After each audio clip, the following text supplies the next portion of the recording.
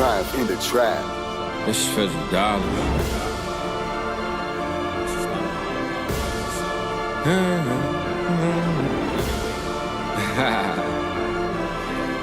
Do you believe in miracles? Hey, I play chess, but only in 4D. I'm by myself, but they think I'm 4D. When they see me online, they think they know me. Go ahead, like and subscribe, you gotta show me. I applied pressure and they tried to reject it. Clearly ain't see I was a diamond, so they didn't accept it. Told me I was a failure, so I said F it. Might even start my own school and teach them a lesson. Yeah, I'ma call it South Harmon. Fly down south and get the South poppin'. One day I'ma give you a walkthrough and introduce you to this walk tool. I know you lost, that's just Dynasty talk. Cause you can't start no franchise without no Dynasty chart. I took a break from the game, they throw my Dynasty stop. Till I came back like Wembanyama, I feel like Coach Pop.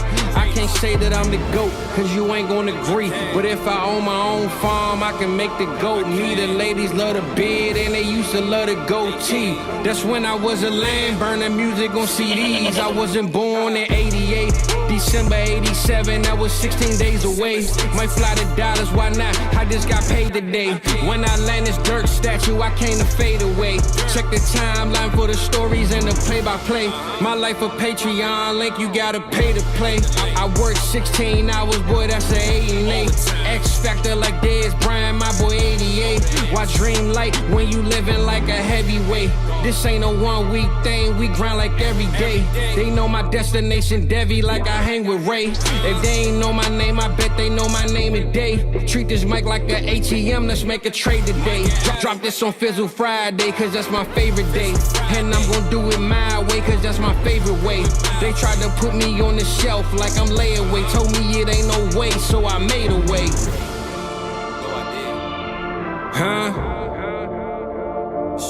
Welcome to South Harmon, I'm glad you here today. Welcome to South Harmon, I'm glad you here today. Welcome to South Harmon, I'm glad you here today.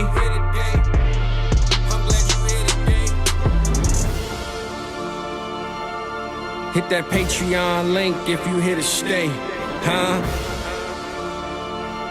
Treat this mic like an ATM, let's make a trade today. Yeah, boy. Yeah, boy. That might be the longest intro in the entire space, and people might complain, but they can get bent, man. I don't care. That's going to play the full time, every time. Shout out to our man Fizzle for that incredible song. I seen it in the chat too, right? We're doing 4D live for the first time ever.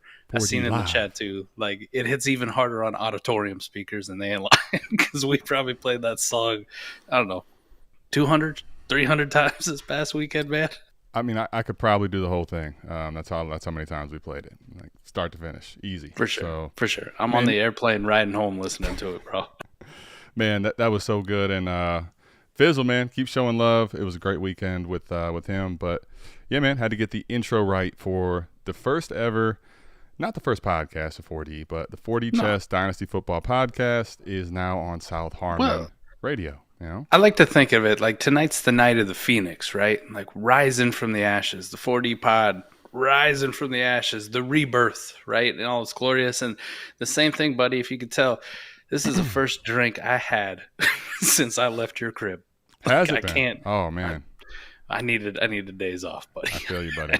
I needed days off. Professor McNutted needed that, what do you want to call it? He needed that summer break, if you will. I did. So for the first 4D, Adam, right, we're doing live, so we'll get some chat interaction in here, but really we're still going to do it just like we do all the 4D pods, because that's what we made our bread and butter, right? That's our name and game. Adam, I kind of wanted to get back to basics for the first one, right? Okay. And I want to keep it nice and simple. I took a lot from Scott on Destination Dynasty this week. I took a lot from it about the new influx of dynasty players, right? How do we cultivate this dynasty? And for you guys out there who are diehard listeners, right? I'm still going to keep that high level strategy because that's what makes us different. But I also got to think about like the new people coming in, and I think that's one thing we've always been able to do very well is I think we're good at this, Adam, but I also think we're very good at talking like the average person, right? And not getting too high level on it where you go, I don't understand. I'm a big dummy at heart, so I want to keep it very simple. But for the people out there listening to it, go, man, I don't know if we go back to basics. I really like this high warp thing. Think about this. The more people that come into the Dynasty space, Adam, not only is it good for content creators because there's more eyes, more people who need this information, but think about the average Dynasty player. Like if we didn't do content and all with all our leagues that we do, there's more fish in the sea, buddy. There's more there's more people out there that we can take their money off of. And ultimately in Dynasty football, that's exactly what I want to do. No cap there. I want to take their money every single year, year after year, until they just go, all right, I'm peacing out. I'm leaving the league. I can't take this anymore. You guys have built such a dynasty. But for the new people who tap in, who choose South Harmon as the place to be, as the place to get their information, we want to make you successful. We want you to be the ones who are taking other people's money. So, Adam, I think tonight we get back to a little bit of basics. And what's more basic than you and I talking about tearing down or when to up tier, right? I don't get the nickname Teardown King on Twitter for nothing. Sorry. Listen, and that wasn't, I was there. That was a gift to him. Dynasty Degenerates. Man, you know what, Mike? It feels good to say that and have it on, camera. You can see me. Dynasty Degenerates. Yeah, that'll be fun. Let's do a tear down, tear up episode. When to tear up, when to tear down. I like that. I think that one of the things, though, is as the space continues to evolve, managers are going to be listening to, people in general are going to be listening to all kinds of different creators. There's more tools in general, right? The warp tool we have, there's all kinds of things that are going to be able to help you basically set lineups, get more efficient. But I also think just keep in mind right now, when we think about this, it's the off season. Understand that when football starts being played is immediately there's another edge for the human element, right? Like people are just going to start doing things against process, even if they say they have the process, because guys will get hurt. Guys that no one expected to are going to pop off. That's what makes it so fun in the end of the day. But yeah, I mean, let's talk about it. All right. So first off, just generally, Adam, to you, what's a tear down? Like, what's a tear down? I think it could go a lot of different ways for me. I think for the average person listening, and for anyone that probably thinks about what a tear down is, in its most simple elementary form, you're basically going from player, whatever it is, player X, and that's in tier 1 or 2. You're going to be basically going down a tier or 2 or 3 to pick up an additional asset or more. So in a tear down sense, a lot of people like to say that it's tearing down but staying in the same position. For me, though, I can view a tear down where I don't have to stay necessarily in that same position, if that makes sense. So I think in the generic sense, though, the easiest way to think about it is you're going from a tier 2, let's call it, down 1, 2, 3, 4 tiers, and you're picking up an additional asset to do so. The easiest way definitely is just staying within the same tier, right? Like staying with same position. Right. It gets a little more convoluted when you kind of got to match up values of like what the quarterback and wide receiver correlation would be. But that's where ADP can kind of help you. You can kind of get an idea of it. But the easiest, most simpler form is the ultimate thing, and where we started this whole tear down came at what, Adam? It was wide receivers. Wide receiver, like, yeah. Wide receivers. A lot of Bestball talk too, right?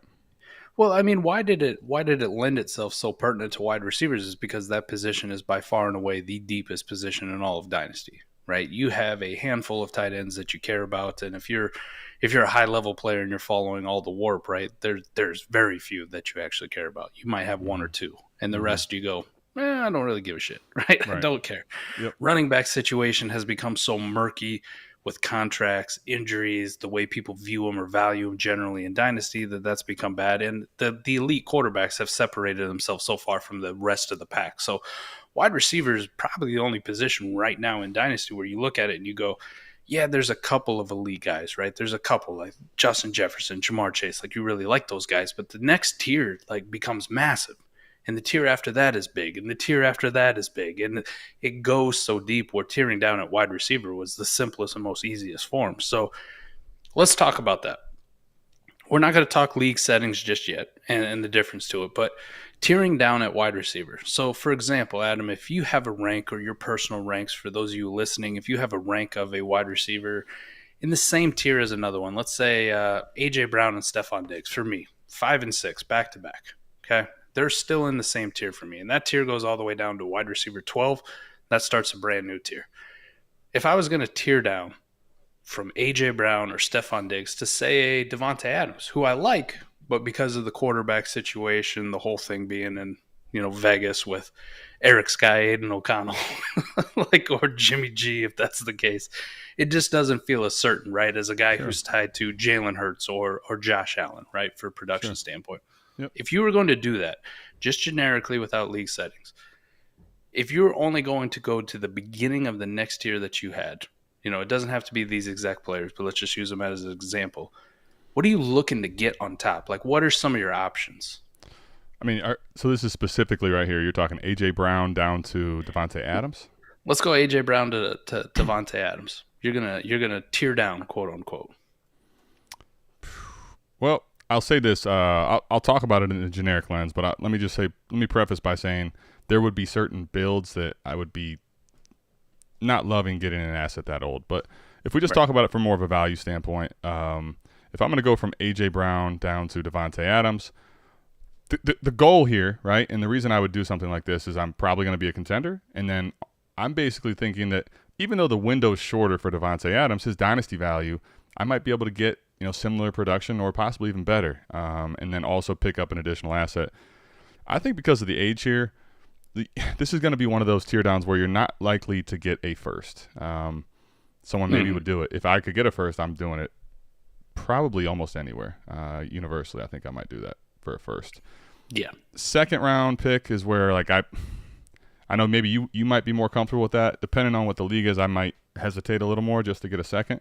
So I think I'm probably going to end up trying to get a player in this range where it's more than a second round pick and maybe not quite a generic first, but let's say it's another receiver or something like that as the plus asset.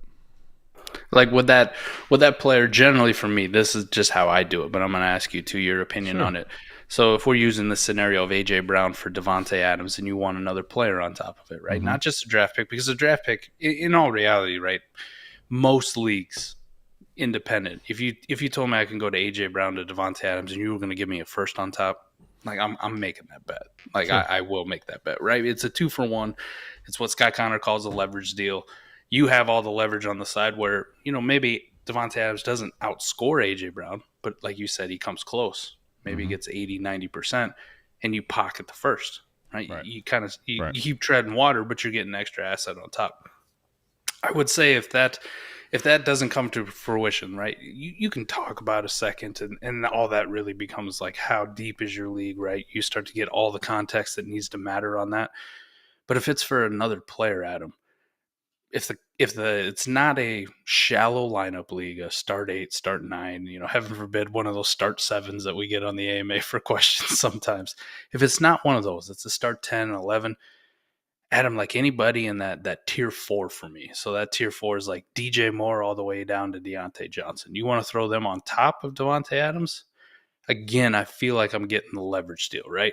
I'm doing the same exact thing, kind of what you said, where I think they're all worth more than a second and maybe kind of in that range of a back end first, depending on how you want to view them. So I think that's another way to kind of just leverage the position and do a tear down without actually involving draft picks. Because to be honest, some of these leagues we play in and some people we play against, they diamond hand the shit out of their draft picks. Like anytime a pick's included, they lose their mind. Like, I can't do this. And yeah, they're clamping up, right? And rightfully so. Like, remember when we first started, people throw them things around like hotcakes, right? Like, I don't give a shit. I'll trade 2028 first if I got them. Like, F them picks. We're throwing them out, boy. Yeah. So getting the player is also a good one. And you kind of touched on it when we started too. Like, it doesn't always have to be another wide receiver if you don't want. You can kind of just do the same thing. Maybe you needed a little tight end depth.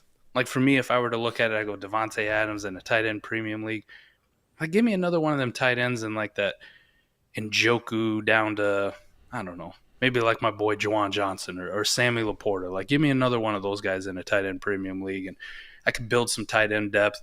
I still go with that 80, 90% theory of approaching what A.J. Brown was going to give me, and plus I build some back end depth. So doing it cross position actually does work, at least for the plus, quite easily, because that's an easier one to figure out than trying to figure out the actual cross position value on the down tiers. Sure, yeah. I think I'll just cover then for me where if you we're going to stay in the tear down lens for right now. At least I'm going to talk on the tear down lens. So let's say you're in a situation where you clearly are looking to either acquire more dynasty value, or your team you just don't quite feel has enough threshold receivers. You need some extra liquidity.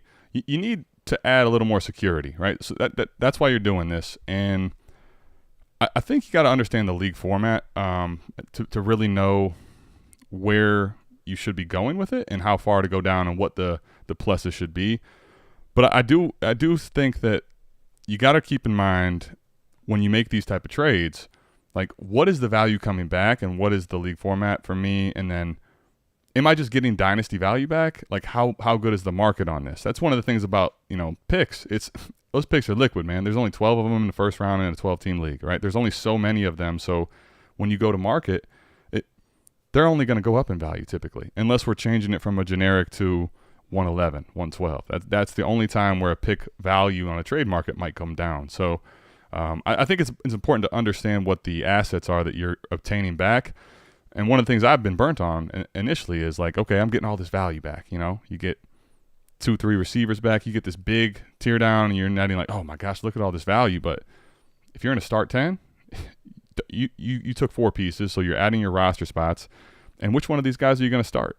And which one of these guys can you trade later, right? So I think the art is understanding the format and then saying, where am I comfortable? So, for example, what's the tight end premium, right? So look in your league and say, tight end premium. I'll typically look at the warp chart and be like, you know what? Like, this is one of those leagues that the warp is not very good on the tight end. That tight end line's hovering way down too far. That's not even something, unless I'm getting a Kelsey or an Andrews or somebody like that, where I even care in a lineup league. Right. So I think the big thing is understanding your league, understanding where you're willing to go in value to extract the tear down is one way to make sure you're not screwing it up. Because I think all the time you see tear down offers and trade talk in our advice channel and stuff, and a lot of it's going to come down to understanding your league and the market. And if you can start there, you'll have a much better basic understanding of what should I be tearing down to. Is it okay to get a tight end and back? Should I be looking for a running back? Well, maybe, but are you better off with just keeping the stable you have and churning value as opposed to taking it on a face of a receiver that's a top 10 guy? So those are the things I think you got to keep in mind when you do tear down. So let's shift into formats, man, and let's go through a few of them, because we're going to highlight some of the differences. What sounds like a good trade in one is a horrible trade in another. And this is also, again, I'm just kind of scrolling Twitter here while I was at work, and Scott Connor was posting some questions, right? Like, which side would you want in this trade? And doing some hypotheticals, and it makes a massive difference, right? It really does, depending on the format that you play. So, Adam, let's go with one QB, right? Okay. And I'm gonna highlight one QB leagues as the fact that a lot of these firsts just don't mean a lot to me. Now, I don't play in them, but you have to remember that just about every draft class you're gonna have, if it's a good one, minus the one we started this show on and tried to hype up, is gonna have quarterbacks, right? And it's probably gonna have 2, 3, maybe 4 quarterbacks that are gonna go in the first round of your rookie drafts and are gonna matter, which makes those picks and makes everything else, makes the whole first round much better, right? Because you get 4 extra players. You don't get that luxury in a 1 QB league, right? You're not going to have quarterbacks going in the first round of your rookie draft, or you shouldn't, I would say. You probably shouldn't have people investing in them. Not everyone hopefully listens. Not. Hopefully not. Hopefully not. But so first round picks are a little bit more devalued in those 1 QB leagues. Outside of those like make it or break it, like Marvin Harrison Jr. next year, like type players, right? Like that's a guy who's going to be highly valued. It doesn't matter the format. Okay. But in Superflex, you have the opportunity of maybe he gets pushed down a little bit farther. Maybe you get a Caleb Williams or Drake May who goes in front of him. Now he's the 3rd pick in a 1 QB league. Like, doesn't he just look like the locked in 101 at this point in a 1 QB? There's no question about it at this point. I was literally talking to somebody today who at work, and they play in a 1 quarterback format, and they're asking about the 101. I'm like, listen, in 1 quarterback, like already because of the Superflex, there's not the quarterback like juicing up the values of the picks, right? So you're already starting to think a little more player driven. And you basically, the 101, because of Marvin Harrison Jr., is in a 1 quarterback format. I mean, it's liquid gold. Like he's right now that player, that 101 pick. If you were to tell someone right now it's a 101, that moves mountains. Where generic first in that type of a format does not. So understanding how big of a difference Marvin Harrison and Justin Jefferson and Jamar Chase types are going to be in a league like that, Garrett Wilson's, like those players are going to, you're going to have to trade sometimes even more than what you would trade for like a Mahomes in a Superflex format, because those are the players that literally drive the whole league. Right. All right. So let's talk 1 QB, 12-team league, start 9. Right. This is a format we're going to talk about, this tear down, and I'll go right back to it. 12 teams, start 9, 1 quarterback. Okay. Yep. A.J. Brown for Devontae Adams in the first. If you're in this kind of format, how interested are you in Devontae Adams in the first? I got to know the team. I got to know what's this pick. Like, do I have a chance to get high? Otherwise, no, I'm good. You're hitting up our boys Dynasty Daddy. You're Dynasty hitting up the Daddy League Simulator. We're talking Dynasty Daddy. We're talking League Simulator. If I don't, also I would say this: if it's a first year, I might even hesitate. Right, like this is a brand new startup, and it's just right. You have no idea what these managers are going to do and how what the teams look like in the startup could be come playoff time. So like inaugural league, like I might even hesitate there unless I can look and be like, man, look at all these holes. I don't see how they can handle it. But now if it's a league where it's been around, I've seen how these managers are, I'm willing to basically bet against that manager and the team and what he has in assets. Maybe. But again, like A.J. Brown is he's going to be one of the top 10 players taken in a startup right now. So if this ends up being like a late first, you traded way late. All right. Let's talk about, we'll keep the 12 teams. We'll change it to Superflex. Start 9. Okay. Lineup league. A.J. Brown for Devontae Adams in the first. How interested are you there? A lot more interested. I think I would like to see what Warp looks like and stuff, but right. If we're starting 2 receivers, I could probably make a trade like that. I could probably afford to do it. Take on that first. Devontae Adams, the shelf life's obviously a lot lower. I'm basically going to bet against a manager, and then I'm going to try to use, an idea for me is I'm going to try to then now use these first and these other picks, other assets, to go find, typically in a lineup start 9 like that, you're going to probably have a chance to go maybe buy a quarterback or buy something that's a little higher, where A.J. Brown is very good, but if you can get yourself to the table of a top 6 quarterback, or maybe you need that elite tight end, now you got Adams and you can find a way to go get a Kelsey, add more to it to get there. But those are the things I would try to do, and where I'm way more interested in lineup start 9 Superflex than I would be in a 1 quarterback. I'm with you, man. If we were to change this to a Bestball league from a lineup, now how interested are you, right? Does it go up a little bit more? Right? Pretty damn interested. I mean, it would be fewer and farther like times that I would say no to that. It would have to be pretty league specific, where like it's a shallow like rosters, and there's going to be so few times where I don't just take that first, even though there's age issues. The 2-for-1 with assets that high, it's just hard to pass up, you know. All right, let's throw. I don't know too many people that play in these. I actually, what be is interested. It? Talk to us, man. Well, let's go 12 team. Okay. 1 QB, start 9 Bestball. I Okay. know in a lineup, like I got to know that first is good for me to take it. Exactly what you said. I'm fully on board. But in a Bestball league, like a start 9 Bestball with only 1 QB, are you in there? Nah, I don't think so. I'll be honest, I don't have enough exposure to them. I've never given advice on it. I don't know. Haven't seen the league type, but the way I think about it is obviously you want more depth there. But in that format, I think I think there's a realistic chance where I'd be able to just replace the additional plus that I'll get in the first elsewhere, whether it's trading, other picks, other players, going to the waiver wire in that type of a format where you lose A.J. Brown. Like, let's say you lose Devontae Adams, or he ends up not playing that well this year, and he totally cliffs in value. Like, the difference there, basically, Mike, is it's almost like A.J. Brown operates very close to what like a quarterback does in Superflex, because to get those type of assets, it's very, very hard to do. So it's not necessarily that whatever Adams and whatever that first, if you can move it against that other team in Bestball, it's like I am risking too much dynasty value that I'll ever get back with normal picks of mine and all these things. So that's where, for me, that one would be a lot tougher in one quarterback best ball. How deep would the one QB like lineup have to be before you like really? We talking like start 11, start 12, start 13. I mean, we don't got to go crazy like us with like start 16, right? That's kind of ridiculous. We're off the rails with that one, but It's not even that per se. It's there's nothing else to fill it. Like, the whole idea when you get these elite high end picks is they're going to go probably to the receivers based on the current market that you're in. yes, So yeah. it's not like yes, you want more players there, but the first doesn't necessarily give you that, right? Like, because there's no quarterbacks to take it out. Like, let's say this is a 112. I don't care if we're starting 12 players in this one quarterback.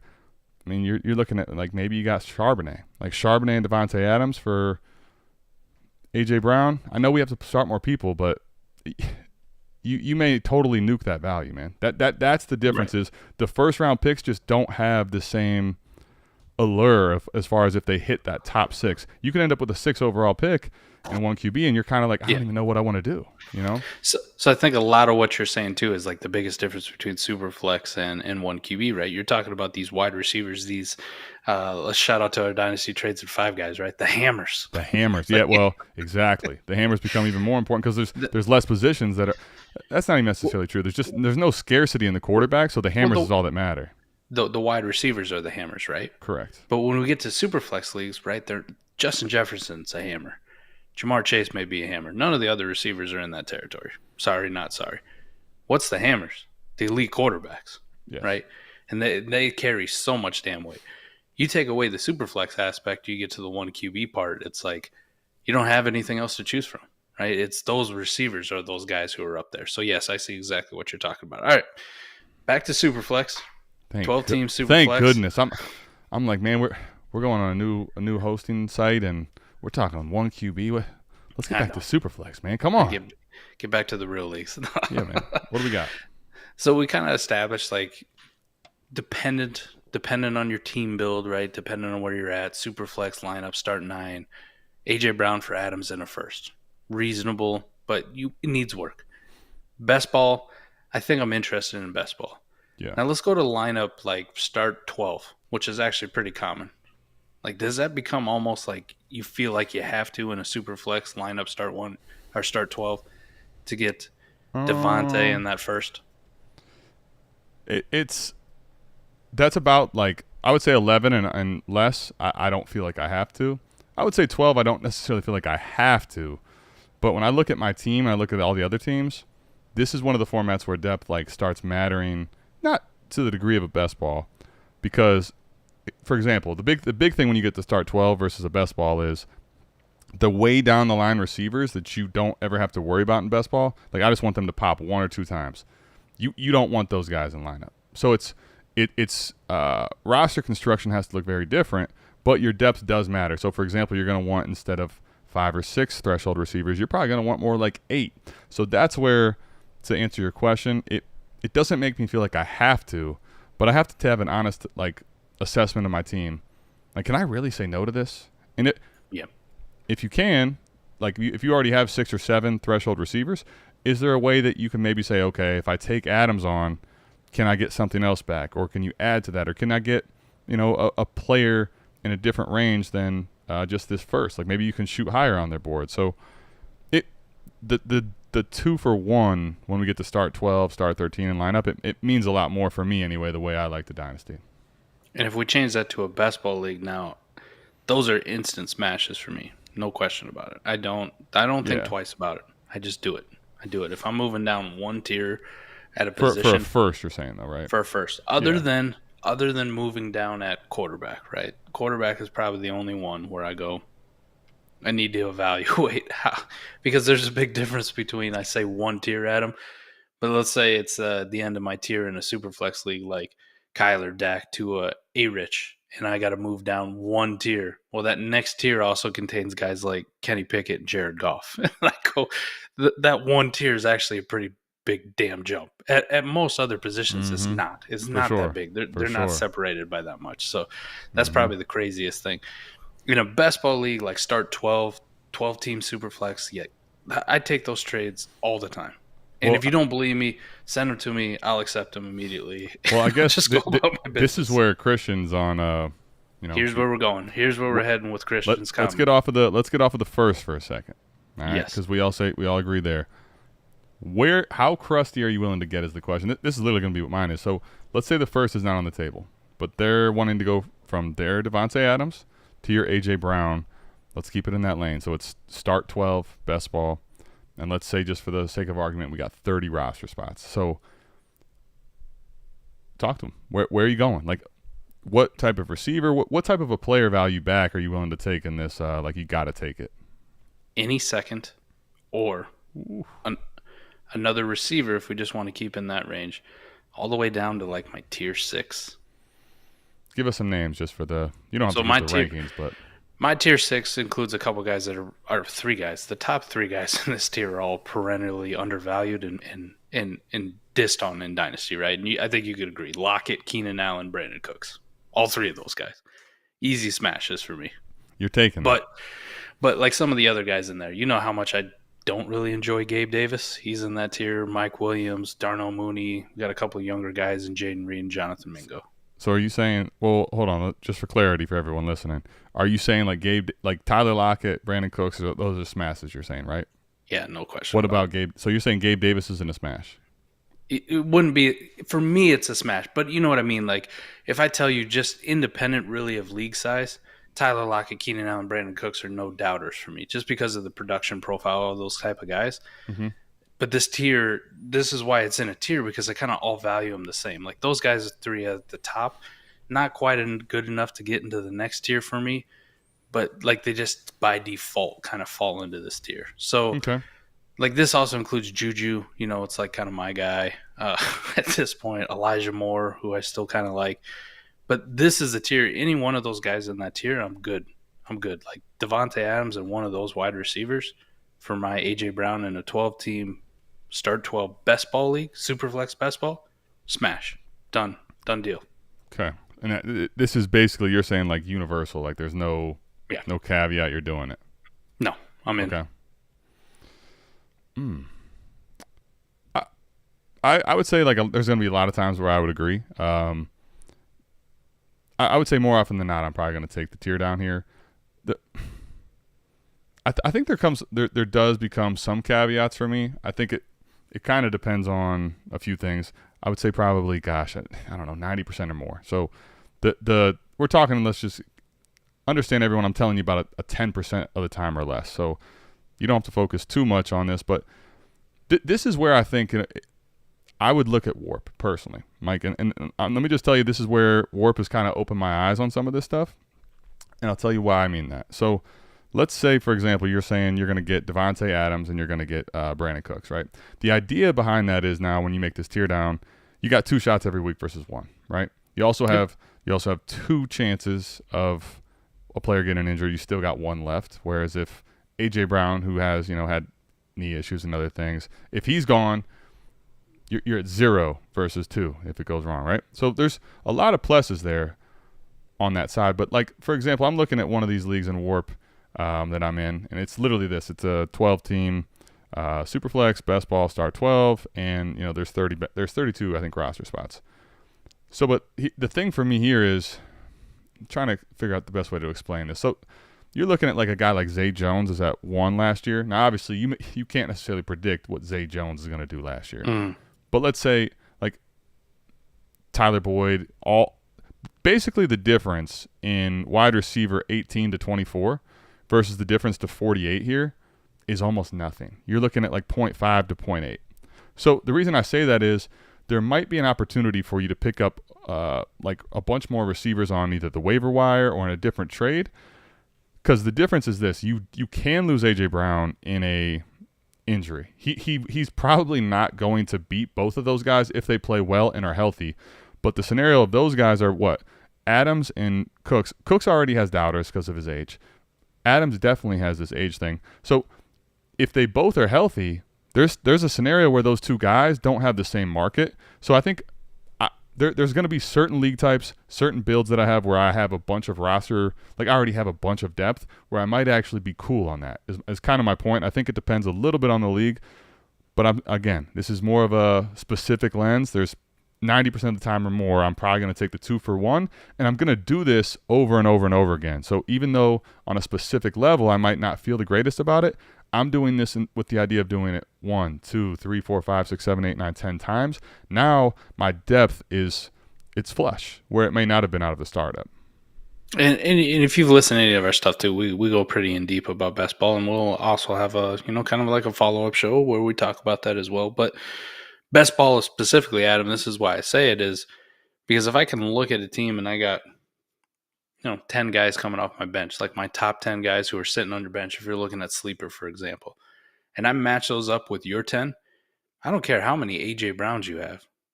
Like if I've got 10 Brandon Cookses ready to come off the bench or 10 Tyler Lockett's, like those type dudes, I'm going to beat your ass all year.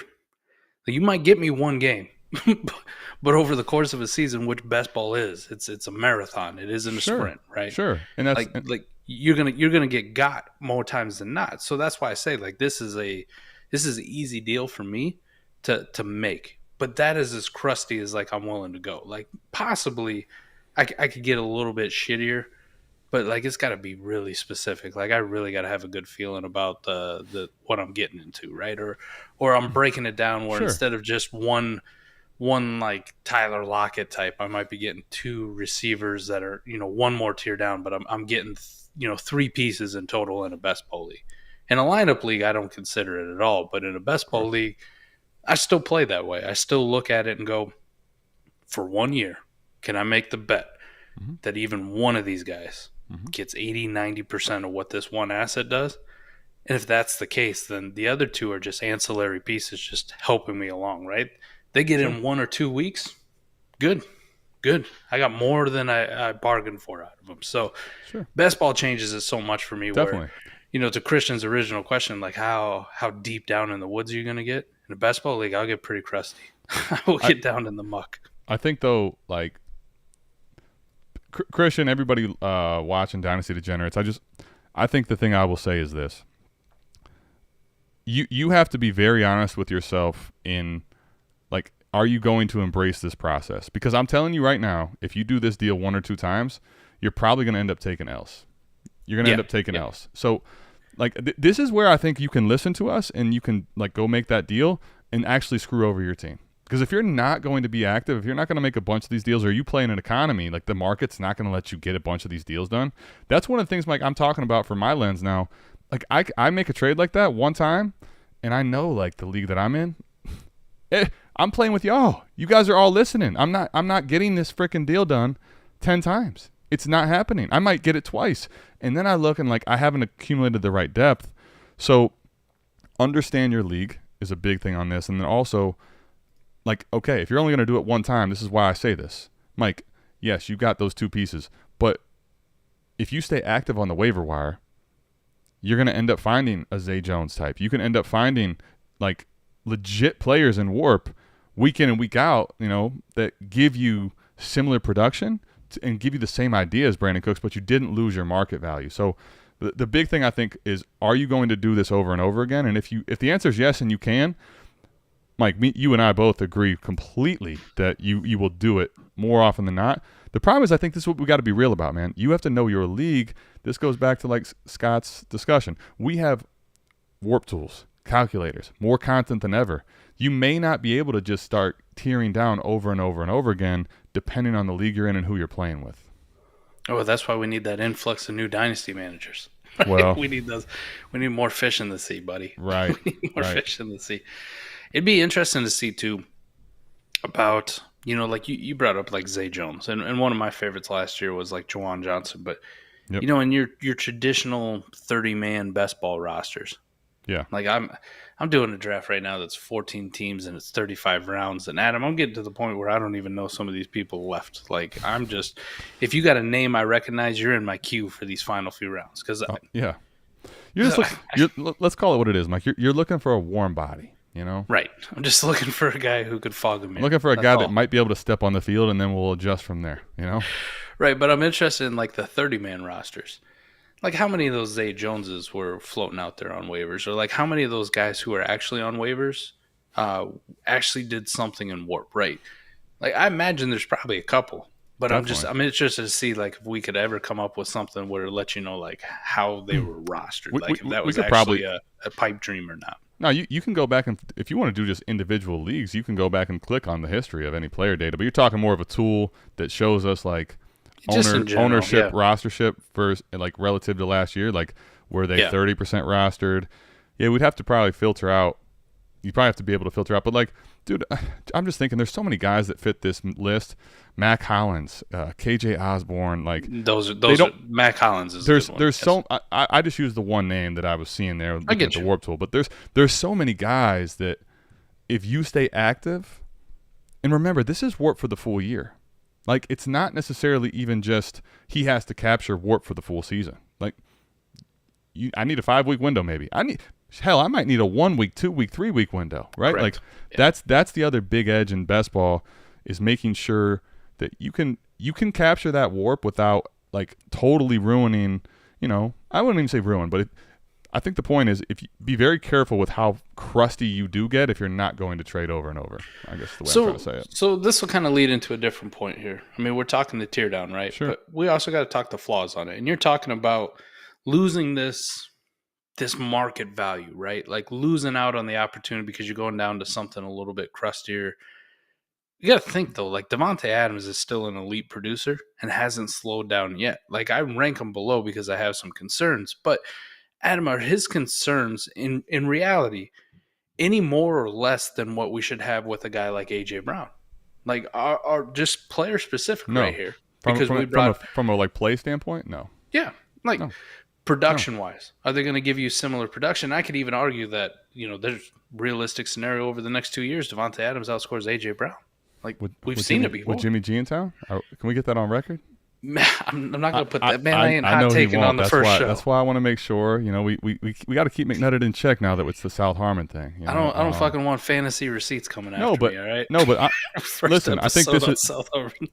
from a production standpoint. Not really. I mean, I do have very big hesitations on what the Raiders' offense is going to look like with Jimmy G, or as Eric would love to say, Aiden O'Connell. Right. I do think that matters. I do think the offense is going to be less potent. So there's stuff like that, but like straight up 1-for-1 player valuation, like analysis, no, not really. This year, I'm not that much worried about either one of them. But what I'm speaking to is more of the market value. Like Devontae Adams right now probably does not appeal to a decent amount of players in your league. Straight up. It has nothing to do with what they can do on the field. I agree. Right. There's a scenario where Devontae Adams, even with Jimmy G, it's hard to honestly say that out loud, but could end up being as good or in the range of what AJ Brown is. So, like on that surface, I get it. I know exactly what you're saying, right? There's less teams that are interested in Devontae Adams because of the age, right? Sure. But I got to think about it like even AJ Brown though, like he's in that range of guys where if you're on a rebuilder, like you're okay having AJ Brown, and we will actually tell people like you're not in a hurry to move AJ Brown, right? But I don't think there's a lot of rebuilding teams out there that are in a hurry to go pay the price for a wide receiver. Like that's also antithetical to our process, is to put all your eggs into one basket like an AJ Brown, because our process for sure. Because he carries some risk, right? Like he still carries some risk. I mean, everybody carries risk, but he carries risk at a greater rate than Justin Jefferson or Jamar Chase by far, right? Like if AJ Brown were to suffer what Jamar Chase did last year with being out for that long at this point with his knee injuries and his history, like his dynasty value really starts eating away, really, no matter what he does. Like depending on the time he's missing, sure. Like it's something that's hard for him to recover from. That's why I say, like, if it's a true tear down for me for my process, that's why I say I'm okay, because I look at Devontae Adams. Yes, a little more risky because of the Jimmy G situation, the Aiden O'Connell, what that offense looks like. But A.J. Brown has also got some injury concerns. Like, he has it. Now, I think he's a little less risky, but it is like microscopic, right? The separation between the two with the age and the injuries. Yeah. I I personally would not agree with that statement. Not saying that you can't have that same feeling, but like for me, Devontae Adams gets an injury. Y'all remember what Cooper Kupp was last year as far as getting rid of him? Y'all couldn't do it. Right. You are not getting rid of Devontae Adams. And if you go to the market to do that in a best ball league like this, people aren't trying to take Devontae Adams on as a roster spot, honestly, man, for what anywhere near what you think. Brandon Cooks, cooked. Brandon Cooks is absolutely cooked in a scenario like this. A.J. Brown will lose some value. It will suck in whatever time frame that is, but it will bounce back. Those guys will not likely bounce back ever. Do you think so though? Like, this is what I'm asking. Like, I've been out here fighting people on DJ Moore for it feels like forever. Yeah. And DJ Moore shares a lot of similarities with AJ Brown outside of one thing, not injured like AJ Brown. AJ Brown's a lot sexier and has done more in the splash plays and now has a quarterback last year. And we feel really good about AJ Brown. But there was a point last year people were trying to dump AJ Brown actively. Eagles are a bad situation, blah, blah, blah. That kind of turned around. Mm-hmm. That kind of turned around, right? But let's say A.J. Brown, hypothetically, suffers a knee injury, misses, the back half of the season. Oh, is he talking about like the season's over?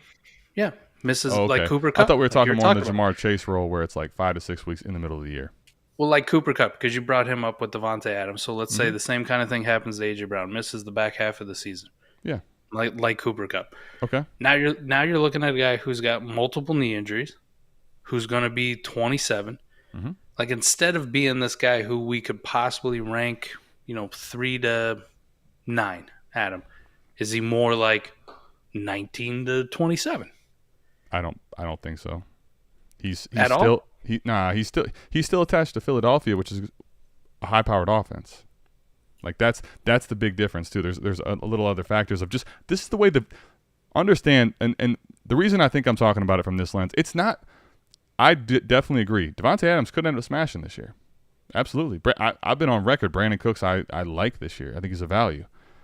I'm talking about the way that the community, the market is on people. Like Devontae Smith will get a big bump in value just because A.J. Brown's gone. I mean, whether that's right or wrong, who knows? We haven't actually seen Devontae Smith like have a bunch of snaps, so it's the one only.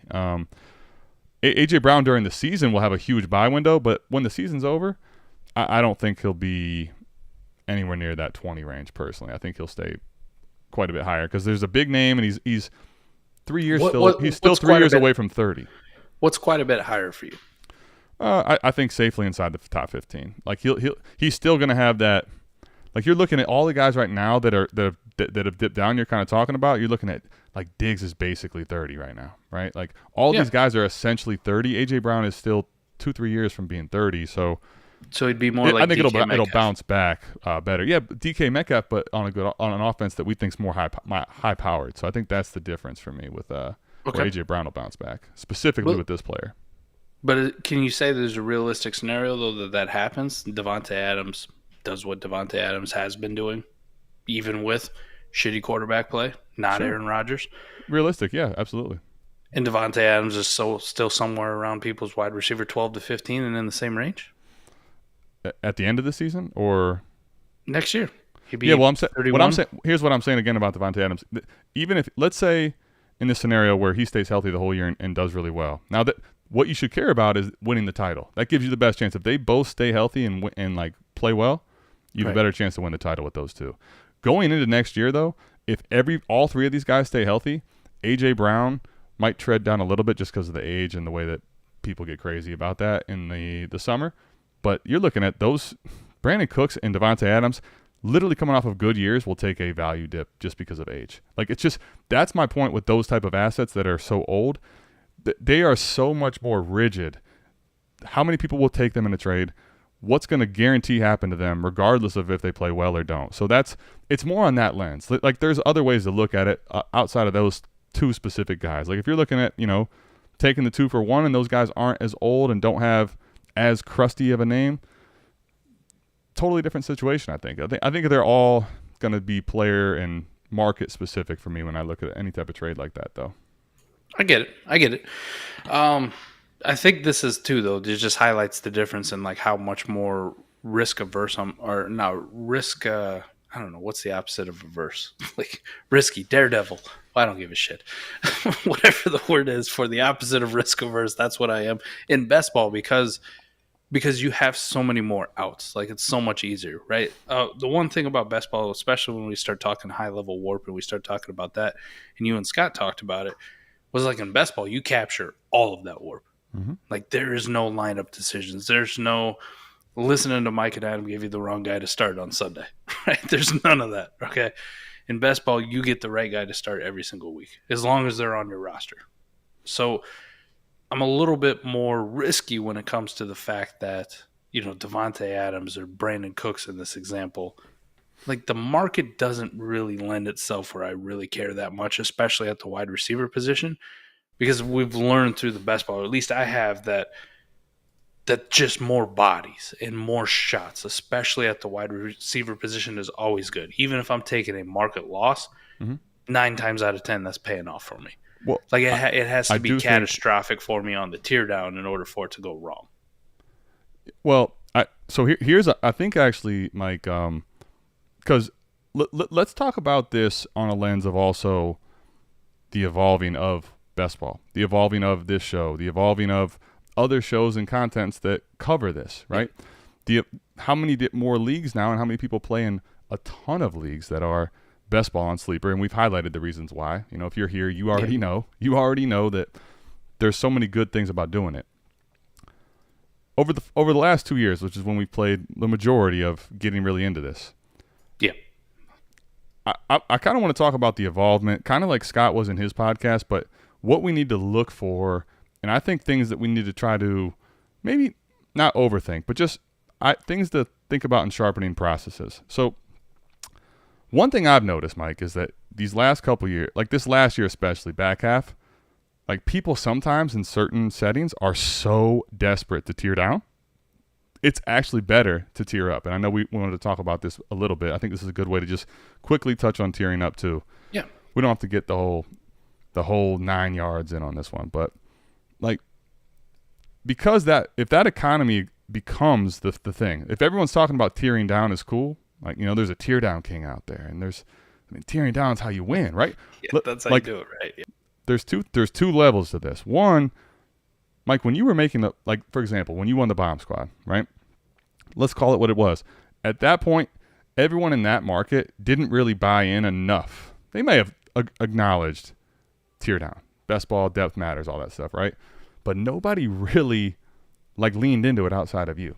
Not enough, anyway. I mean, you're right. What you talked about earlier was I'm just going to body you with depth. I mean, it's old school Shaquille O'Neal, right? I don't care how much, even if you fought, eventually that big body's coming through and throwing you out of the way. Like you just can't hang over the course of time. You can dunked on like that New York Knicks guy. Dudley. What was that dude's name? Jared Dudley, man. Throwing the ball, or Chris Dudley, throwing the ball back. Chris right? Dudley, yeah. So, but really, like that is the way. And then now, right, you're looking at last year, like the average person is managing their team differently than that was, right? So now you're looking at, not saying that you don't want to tear down, but the opportunities for tear down are less. The opportunities really to have that big body, the game's kind of evolved, just like Shaq. How many guys you see out here doing that now? Because those dudes, guess what happens when the game changed? Shaq's not going out there and going to be able to take a switch and stay out with Curry. And the market's different now. Even last year, and I think now this year, think about things like this. You make a deal like that because you're like, okay, I'm going to do this over and over and over again. Yeah, like in theory, absolutely. Mike, you and I've seen it work. But if you can't do that over and over, like, did you just make one trade that now you're basically betting on situations when the market's not as friendly to older guys as they are to an A.J. Brown type, right? Where, realistically, like, you might be able to pick up the plus of a Brandon Cooks. And I know we say how many times, but you might be able to do that on the wire or send a third or a second. So for me, I think it's almost tightening up how I'm getting to the threshold numbers and the roster construction that I'm doing and what I'm losing in market value. I think that's the edge in like really tightening up the new process. Exactly what you're saying though. Like I've seen people, and we've seen them in this league, where they do get too enthralled with tearing down, right? They get too crazy. And like I said, the By the tier way, that I Barry, gave I just wanted to say this. Barry's gotcha. It's Wrist. risk tolerant. There you go. We got Thanks, DB. we got DB with the thesaurus, whatever you this need. is buddy. this is why we do it live, so I can learn new vocabulary and not sound stupid. But like I said, Tyler Lockett, Keenan Allen, Brandon Cooks, like that tier, Jaden Reed, Jonathan Mingo at the bottom of it. Like I'm comfortable doing it, Adam. But to your point, like I've seen people get even crustier than that, to the point where even I go, man, if this was the cost to tier up, I want to be on the other side of it. Like I want to zig when other people are zagging. It's the same thing when I do a startup draft. So if the cost of the tier up for me was Jalen Hyatt and Devontae Adams to go to AJ Brown, as much as I want to tear down in a best ball and I'm willing to get crusty. Tell me we're saying see ya. I'm begging you. At some point, right, that flips and you go, you guys have a good one. I'm going to AJ Brown. Can we talk about why that is? Because I think that is, see, right there, that what in essence that is, that's what you have to monitor, in particular on a best ball roster. I know this is a tier down, tier up episode, but we ended up talking in the best ball lens like we normally do. Specifically in best ball, why is that important, what you just made that trade for? Why? Yeah, why? It's important? It's because Jalen Hyatt has absolutely no proof and like realistic guarantee of production. Could be a zero. Easily. Or just very, very inconsistent. He might give you 2 weeks of who knows, Yeah. He might not make a lineup at all, to be honest. But he won't be a zero. But, if he's wide receiver 28 tops 2 times during the year, it did nothing for me in a 12-team league. Correct. It gave zero shit. I don't care how many roster spots you have. It didn't matter. He didn't make your team. Nothing. He didn't make your lineup often at all, if ever. And exactly what you were saying, like, I can find that kind of production for 4th-round picks sometimes. I might pick a dude up off of waivers for 1 week. You specifically know this one because you beat my ass with a Trenton Irwin pickup in the playoffs. Which, Mike, let's just talk about that, though. I think one of the things we have to always be careful of is not first of all, it's not saying, like, the process that you won off in the bomb squad in 2021. Yeah. That process is absolutely still correct. But it's more known now, and more people play that way.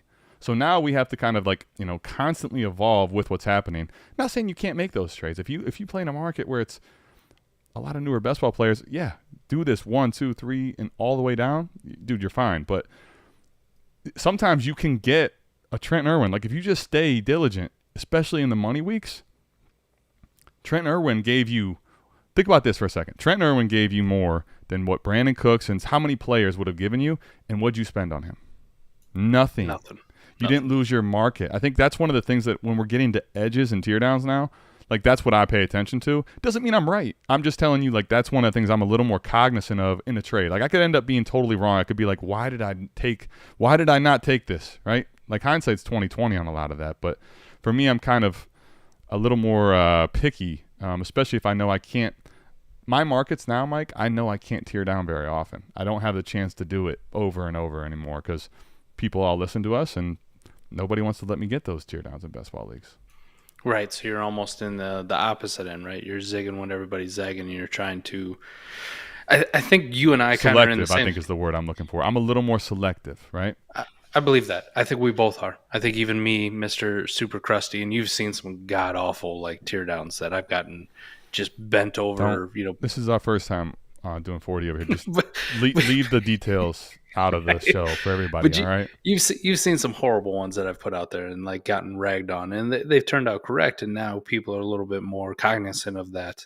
I will say this. Yes, I think I'm also a lot more selective on what I want to do, and almost too like I feel the need. We figured out. Right? You can overwhelm somebody with depth, Adam. Like you absolutely can. And a depth squad 9 times out of 10 is going to beat a star-studded squad, right? The Patrick Mahomes, the Travis Kelce, the Devontae Adams, the Tyreek Hill. Like if that's what they got, that looks awesome on paper. Their starters look great. And then you look at their bench and they got their best bench players like Hunter Henry. You're going, well, you're fucked. Like I also kind of want to figure out, like, I want to see what the other side is, right? I also want to see if I can build a consistently championship squad. And that's the great thing about our portfolio is you got multiple opportunities to try to do this. A championship squad in best ball out of stars. and by doing it by up tiering. But you still got to be selective, right? You still got to be cognizant of that depth. You want to find the biggest thing, man. I want to find that fine line, Adam, because you talked about Bomb Squad, and that was one of those where it was like top to bottom on that roster. Everybody fit a role, right? It was only like 25 bench spots, but all 25 guys you'd look at every single week, and you go, yeah, this dude could enter Mike's lineup at any given time. But you know what else? Go ahead. I'm trying to find that one that maybe I can get by with 7 of those bench spots, right? Like 7 of you get your starters. I don't remember what it was. A start 10, so like maybe 17 guys. 10, yeah, like maybe 17 guys, like a core group of 17, and the other 8 don't really matter. You know what I mean? Like because you can turn over those spots with the waiver wire, and you can actually like make sure you like capture the waiver wire too. Yeah. But the other thing too, I think we have to remember is like you were talking about the depth squad. And I think I've been on builds like this. I've seen some of yours where, man, you look at this team and you're like, man, depth-wise, there's no way. Like, there's no way this is not the deepest team. But it can lack some punch power, right? It can lack some punching power at the top. And your bomb squad, man, you didn't just have the depth. You landed at absolute steal value. Debo at wide receiver 3. Cooper Kupp was, at that offseason, believe it or not, people, there was a lot of debate, Robert Woods and him, right? Like, you landed those 2 at value. So you packed like heavy punch and depth. So I think another thing is like making sure you have a blend of, you want to have a couple guys that can throw some absolute haymakers. One punch, like knockout type blows. Like, holy shit, even in best ball start 12, that 40 points that Cooper Kupp just got you, that could still be what won the week. Even then, right? But also making sure you're not like, okay, well, if you have that 40 points, but you don't have any depth to back it up, like that they eat that blow, right? Like it's a combination of like star power and having depth, I think is a big thing. And that's why like trading away a guy quite as high as AJ Brown for me, I'm going to be a titch more selective, not just because of his market, but because weekly what he's capable of doing on the high end if I roster gross stuff at the bottom. That I guess is the best way I can kind of put into words what I'm talking about with a guy like A.J. Brown versus when we're getting down into like DK Metcalf range. It's not even that I don't think they're both elite players, but the situation isn't and the market isn't. So that's my like reasoning on like an A.J. Brown type specifically. I get you, buddy.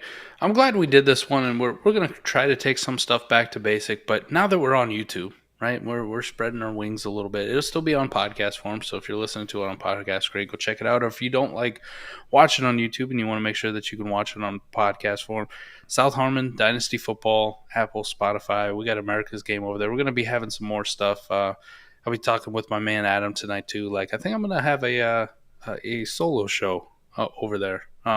Not solo, but more interviewee. More interviewee. Interviewee, like interviewer. That's so Jesus. Thanks, DB's in here, so he probably correct that. I'm not going to be the interviewee. I'll be the interviewer. But we got some things in the works. South Harmon's really blown up, but we appreciate everybody tapping in. 4D Chess live for the patrons. So in case you're watching this back, if you're a patron of ours, I try to make sure that I'll send it out in the Patreon link every single week when we're going live and what time. I'll give you the link. And we'll post in the Discord as well. So if you're a patron, you can watch it live, interact. We got some guys in here already, which is awesome. Some people in here chopping it up. But it'll be on YouTube every week. It'll also be on podcast form, so you know and love it in case you're one of those guys who likes to listen to it, driving to work or working out in the gym, or if it was like me, you take those work shits quite often in the morning so you can get your podcast in. Yeah, and right now there's still no football being played, so whether it is or isn't, like there's a little more time right now if you're like, man, I'm driving into work and I heard this and I'm like, you know what, I could kind of tell, like Mike and Adam at this point, there's a little debate, there's a little like a little animosity. There's a little here, angst. Right? You know what? Let me catch that part on the YouTube. I want to see like was McNutt mad, was Adam mad? Like I want to see the faces during these times. So don't hesitate to catch us both, especially while there's not 18 million games you're trying to watch every week. And one thing too, like the YouTube audience especially, because it's so easy to see when you guys comment away on the video, the interaction. If there's something out there that's just really bothering you as far as like strategy talk, or you'd like to see us dive into it more, this is what this podcast is going to be for. This is what this show is going to be. let us know, man. Don't hesitate. Don't hesitate at all. And we'll see what we can do, man. Adam and I could literally talk about flavors of water for 2 hours, and it probably still wouldn't be enough. We'd find something else to discuss. Let's just say you could have caught us at the expo talking about any number of things at any number of hours, and this is not, nothing's off the table as far as discussion, hours, sleep, not sleep. Just, we got you. So let us know what your feedback is. I hope this one was valuable. I think I'm just going to say this, Dynasty Degenerates. I think that if you try to predict the future too much, you're going to drive yourself crazy because you cannot do that. I don't care if it's player values, if it's players that have, their points per game, like who's going to definitely smash. There's so much about the future we don't know. But I think one thing about the future to always keep in mind is that as the game evolves, how are you going to make sure you don't get stuck in just, I'm not even saying you still don't do the same things you've done in the past, but what is your new edge? Like, how are you going to adapt as the game goes on? I think one of the biggest things in life for me is resiliency, right? No matter what the circumstances are, no matter how the market changes, are you resilient? Can you change and adapt to what's coming in front of you? And in Dynasty, which I'm playing with you, hypothetically for infinity, Mike, you guys want to talk? Believe me, I'll be resilient as hell in that. And just remember, when your league mates are playing chess, play 4D chess. Oh, man, it's so good to hear that again. I love you, buddy. Thank you for being on this ride with me. 4D Chess, we are back better than ever, and I thank everybody who tapped in and who's going to tap in. We appreciate you. Just do us a favor, hit that like, subscribe if you're watching on YouTube. Rate us on the podcast forum. Tell us we're dumb. Doesn't really matter. Love y'all. I appreciate everybody tapping in. We're bouncing out of here. Peace. Peace.